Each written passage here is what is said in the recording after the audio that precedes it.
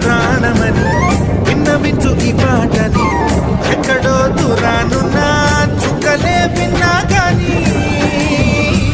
కదిలించలేదా కాస్త కూడా నీ మనసుని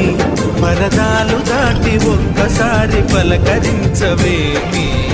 అందరినీ ఇలా వెంటపడి అడగాల